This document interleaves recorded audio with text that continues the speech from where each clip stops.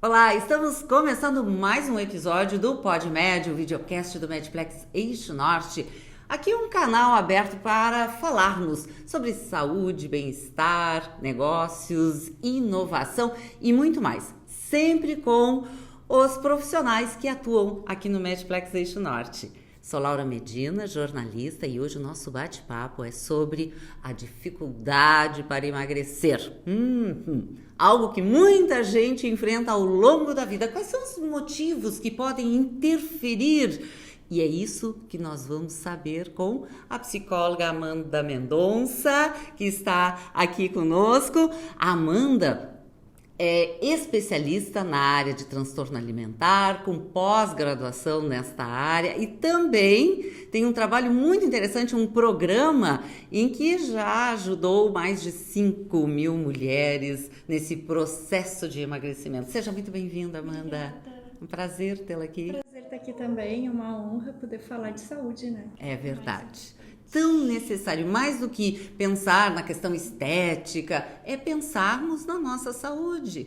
E, além de tudo, mudança de hábitos. E estilo de vida, né? E estilo de vida. Não tem muito segredo, né? Não. Quando a gente fala de emagrecimento, eu acho que a gente sempre espera por fórmulas mágicas, a gente sempre espera por qual é a dieta da moda, o que está acontecendo aqui, é nesse momento. E, no entanto, é estilo de vida, é mudança de hábitos, é mudar a forma como a gente lida com a alimentação, pela questão comportamental, é mudar a forma como a gente se relaciona com os alimentos, fazer atividade física, dormir bem, ter saúde mental. Então, ao longo da vida, as pessoas geralmente não sabem de tudo isso, até acham que estão fazendo, né? Interessante isso, mas não. E como a terapia pode ajudar nesse processo? Bom, a terapia cognitiva comportamental, que é a abordagem que eu estudo, que eu trabalho, ela é o que a gente tem hoje de evidência científica mais apropriada para tratar a questão da obesidade. Vamos falar de obesidade, né? Por quê? Porque dentro da TCC, né, que é o nome que a gente utiliza, a sigla que a gente utiliza na psicologia, ela traz uns conceitos em relação à mudança de comportamento. Então vamos lá, se tudo que eu penso interfere em como eu me sinto, vai interferir no meu comportamento, isso diz muito da forma como a gente se relaciona com o nosso padrão de vida, com o nosso estilo de vida atualmente. Então se eu penso nesse momento, né, que a minha vida tá um caos, que eu sou uma fracassada, que eu não tenho jeito, nenhuma dieta eu sigo, vamos trazer para o lado do emagrecimento. Eu não tenho jeito para nenhuma dieta. Não adianta nem eu tentar. Esse pensamento, ele leva a um sentimento que provavelmente vai ser de desânimo, né? Vou querer ficar em casa. Então já que eu tô me sentindo assim, qual vai ser meu comportamento? Não vou fazer nada mesmo. Então, na TCC, a gente trabalha a ressignificação desses pensamentos, tu olhar para os pensamentos de forma diferente para que tu seja o teu próprio terapeuta.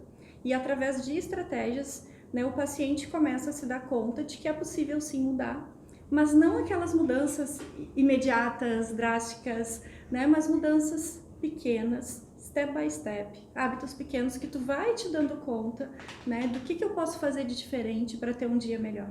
E que o psicólogo, ele tem que ter na sua malinha de ferramentas, né, de bagagens, de teorias, aquilo que ele mais identifique que vai trazer resultado para o paciente. Porque diferente do que muitas pessoas podem pensar, a terapia não é um processo somente de autoconhecimento, é um tratamento, né? Existe uma pessoa em sofrimento psíquico, né? Existe uma pessoa que precisa de ajuda.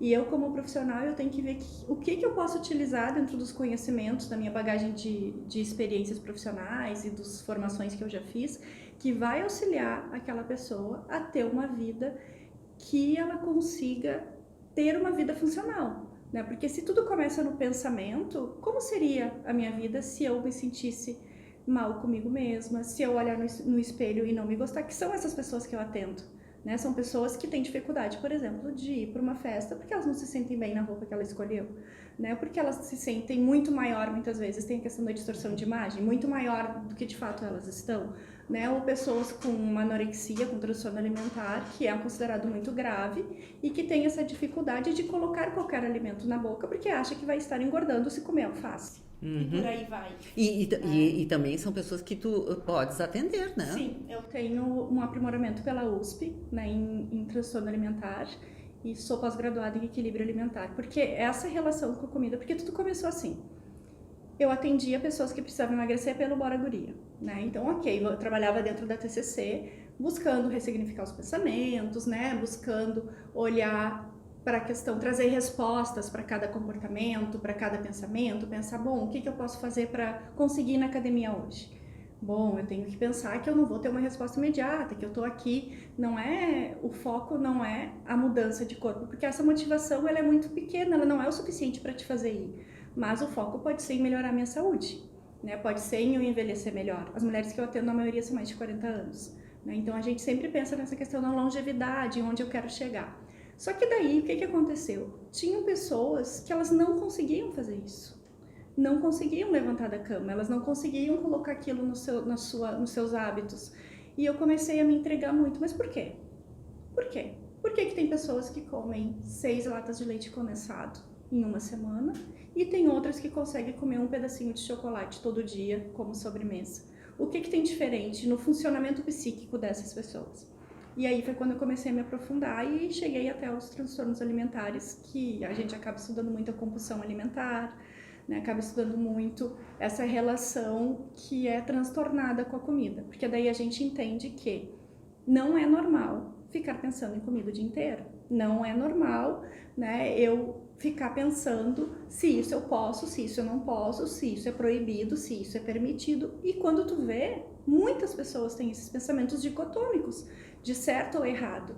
Então, quando eu tenho o pensamento certo e errado, se eu comer um quindim agora, é errado, né? Açúcar faz mal, açúcar... Aí a gente vê aí as barbaridades que tem na internet, de colocar o açúcar como viciante, por exemplo, né? Sendo que isso não existe, né? Porque são esse tipo de informações que chega até ela, e é o tipo de informação que ela consome.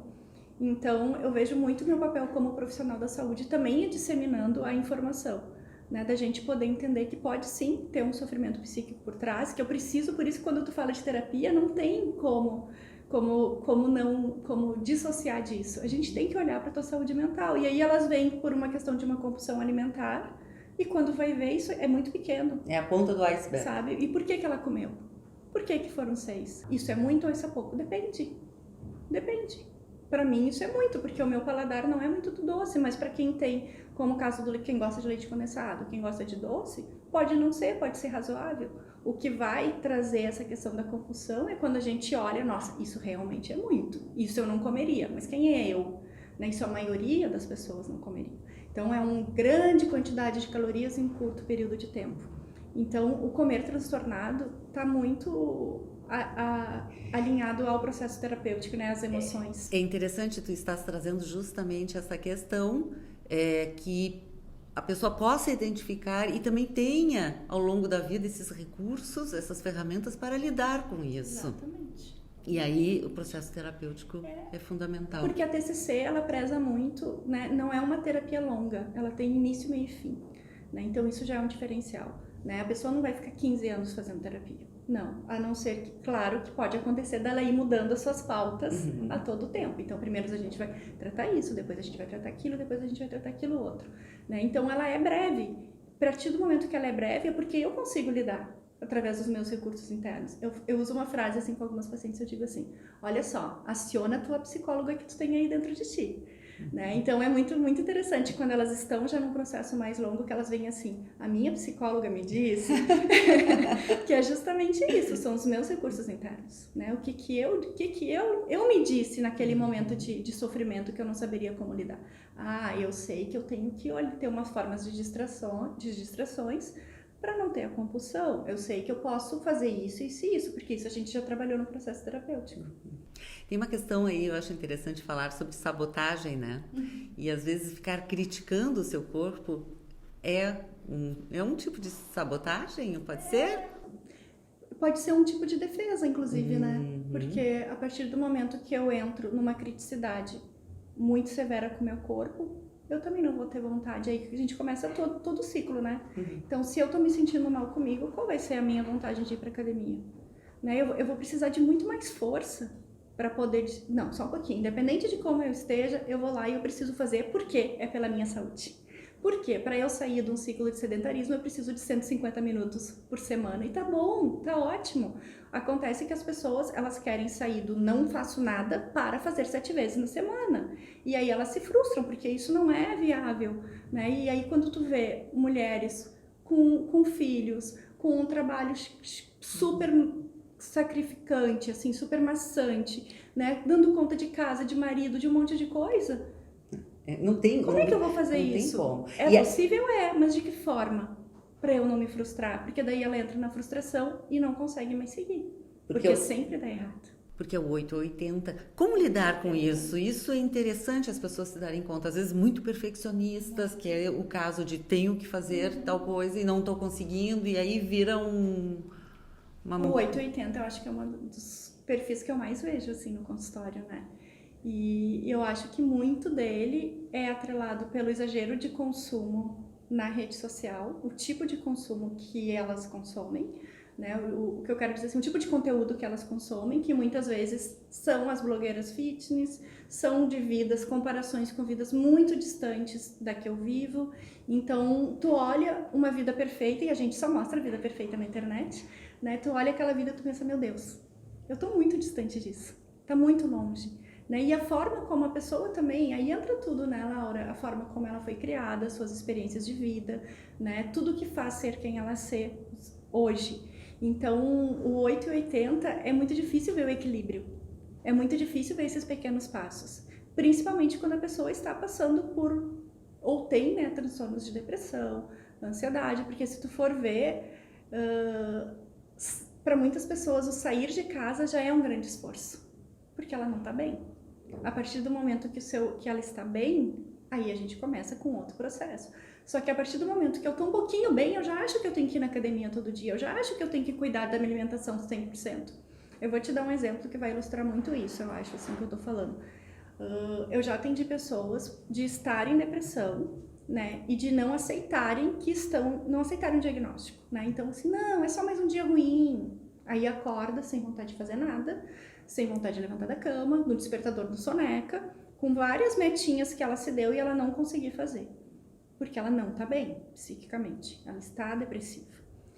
E aí o que acontece? Quanto mais ela se cobra, mais ela se sente culpada, porque ela não consegue fazer o mínimo, que é o levantar da cama, por exemplo, e tomar banho, e escovar os dentes. Isso para ela já é sofrido, ela não tem vontade de fazer aquilo, porque quando a pessoa está doente psiquicamente, é como se tivesse na frente dela uma cortina, né? Eu sempre uso esse véu, assim, é o véu que está ali, tu não consegue ter clareza das coisas, tu não consegue identificar porque essa não é tu, né? É como se tivesse, a gente costuma utilizar, principalmente para transtorno alimentar, a desassociação de quem é a pessoa e de quem é o transtorno, né? Então, nesse momento, é o transtorno falando. Né? Então, se eu não estou bem, como é que eu vou fazer outras coisas? Então, a primeira coisa que a gente faz é estar bem. Eu preciso regular isso. E muitas vezes é biológico, é químico. Sim. Então, a gente precisa muito desse suporte, né? Do psiquiatra, de uma equipe multidisciplinar, para a pessoa conseguir colocar pequenas metas. Porque a medicação, ela vai te tratar do sintoma. E qual é a causa? O que não está legal na minha vida? O que está no meu controle mudar? O que não está? E aí, quando a gente fala de alimentação, né? É isso aqui. Não. É muito gigante. É só o início. Às vezes também as pessoas podem estar com algum problema, né? Também endócrino. Exato. E aí identificar isso, buscar uma solução. Na menopausa, tem várias quando situações. A gente não consegue, a gente tem mais dificuldade de tomar decisões, a gente não consegue dizer não pro doce, ou muitas pessoas não conseguem seguir uma dieta. Como que antes eu conseguia e agora eu não consigo? Ou antes eu perdia peso. Muito rápido. E agora não mais. Então tem muitas coisas envolvidas. Por exemplo, temos assim o mindfulness, se fala muito em relação a também esse momento de estar se alimentando, esse relacionamento, como falaste inicialmente, né, com a comida, aquilo que eu estou colocando para dentro de mim. Então, é interessante que a gente possa, que as pessoas, né, às vezes na rotina só... E eu mesma, qualquer um de nós, eu que estou mais... A gente faz alguns momentos, né, com... Come na frente do computador. Tá com pressa e nem sente aquela comida. E como é importante... E a gente parece que nem comeu, né, aquilo. Mas comeu. Nem lembra que comeu aquilo. Então, eu acho que a gente poderia eu gostaria que tu falasse um pouquinho sobre essa importância de estar mais concentrado. O mindfulness, a gente entende, né, dentro da psicologia como atenção plena, estar no momento presente, né? E isso ajuda muito para, por exemplo, pessoas que sofrem de ansiedade, para, por exemplo, pessoas que têm compulsão alimentar, né, para vários tipos de transtornos. E ele não anda sozinho. Então, o que eu quero dizer com isso? Que hoje o que tem de prática de evidência científica é que o mindfulness aplicado com a TCC, por exemplo, tem muitos estudos já falando que a gente tem muitas evidências científicas de melhora de depressão, de ansiedade, de compulsão alimentar, né, de várias coisas. Só que daí entra o Mindful Eating, né? Que o Mindful Eating é exatamente isso, é a atenção plena ao comer. E ele vem do Mindfulness, né? A partir do momento... E aí as pessoas confundem o Mindfulness com meditação, né? Sim. Que acha que tem que estar lá na posição e não é nada disso. E às vezes são minutinhos, estando aonde tu estiver, que tu consiga sentir, né? Eu sempre uso isso de sentir teu batimento cardíaco, porque é uma forma da gente se concentrar e tentar sentir, e tu fica bem tranquila e bem conectada naquele momento presente. Mas tem muitas outras. E o Mindful Eating, ele entra nesse significado, assim, o que é isso? No Mindful Eating, nas práticas, eu utilizo bastante consultório, principalmente, atualmente, eu tenho uma paciente com transtorno alimentar restritivo evitativo, então ela tem muitas dificuldades com muitos alimentos, que é o TARI, né? E a gente utiliza para várias situações, né? Sentir a forma, tu tem que acionar todos os teus sentidos, né? É o visual primeiro, o que tem aqui? Eu já fiz prática com um chocolatinho, que ele tem várias camadas, né? Então a pessoa olha, aí ela sente com a mão. Então, assim, é o olhar, é o sentir a textura, é cortar um pedacinho, é colocar na boca, é identificar com onde ele está na tua boca. Tudo isso já te provoca ter atenção plena no ato de comer. Só que acontece que isso é uma prática, e qualquer prática tem que ter repetição. E as pessoas têm preguiça, muitas vezes, de fazer isso no seu dia a dia, ou ainda não é uma prática introduzida como hábito. Então, por isso que acontece muitas vezes a gente comer tão rápido e depois tu nem lembra, que eu almocei mesmo. Sim, né? Tu só colocou pra dentro. Né? Então, no Mindful Eating a gente evita distrações, não é com a televisão ligada, né? Não é com música, né? E proporcionar em algum momento do teu dia esse momentinho tu contigo e com o teu alimento. É muito bacana, é muito legal.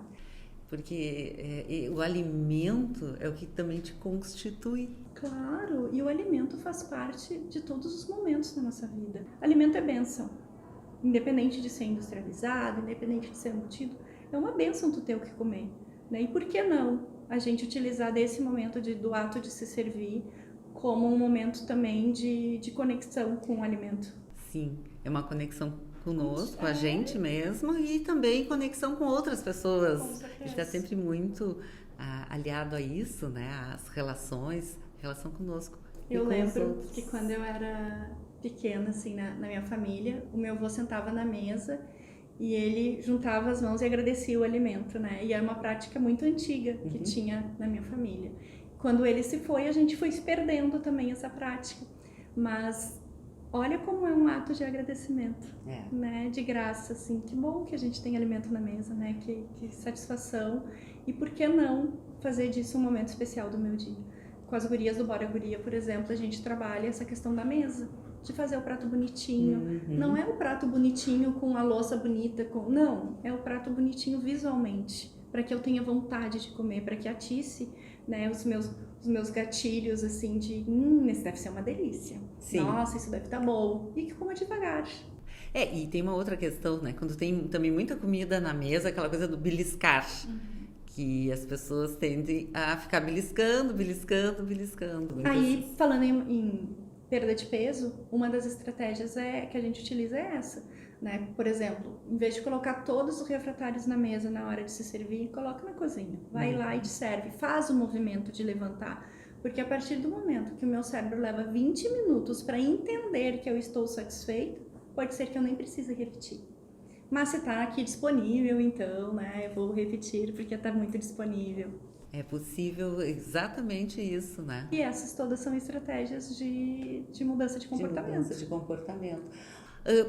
Antes de encerrarmos, então, de uma forma positiva, quais são, assim, algumas ações para que a pessoa possa, de fato, que possa ajudar, então, a eliminar, perder aquele peso? Porque a perda de peso ela é consequência de hábitos, né? Então, quando a gente fala de emagrecimento, na minha cabeça, assim, não é simplesmente seguir regras, não é seguir regras rígidas, né?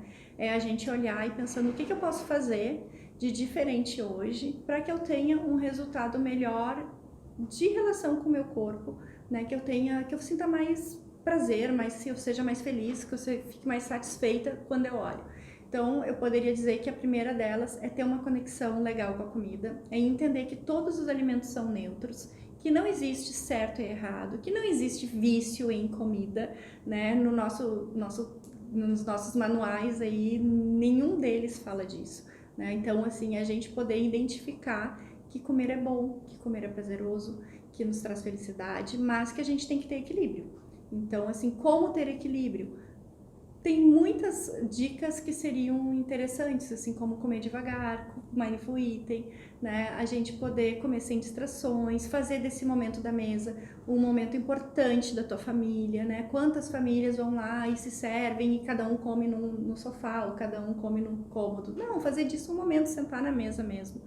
Né? Ter um alimento, procurar uma nutricionista para ter uma orientação, não, eu acho que não uma dieta rígida, mas uma orientação na alimentação, saber fazer um prato bonito, colorido, comer com os olhos, né? Poder estimular todos os nossos sentidos no ato de comer.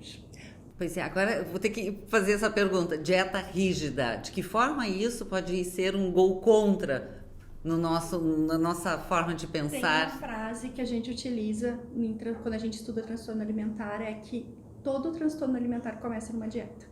Todo. E isso a gente estuda muito profundamente. Por quê? Porque a dieta nos impõe regras.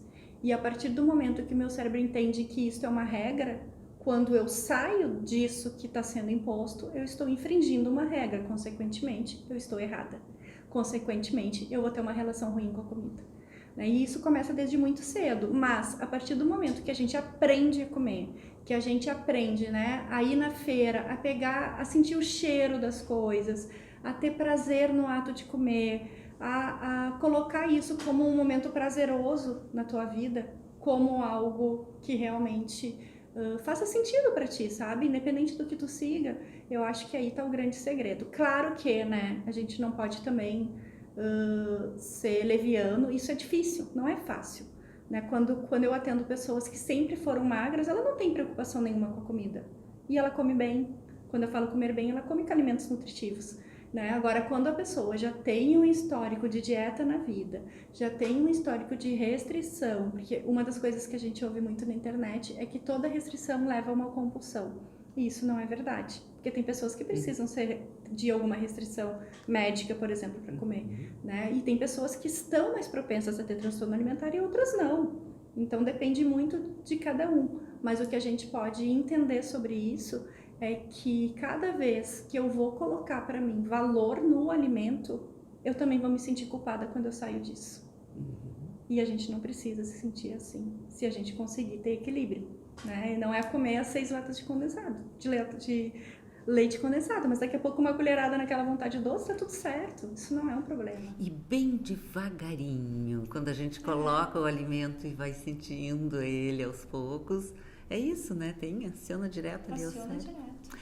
Muito obrigada, Amanda, foi um prazer conversar contigo, obrigada também você que nos acompanhou até aqui, um grande abraço e até o próximo episódio. Tchau, tchau!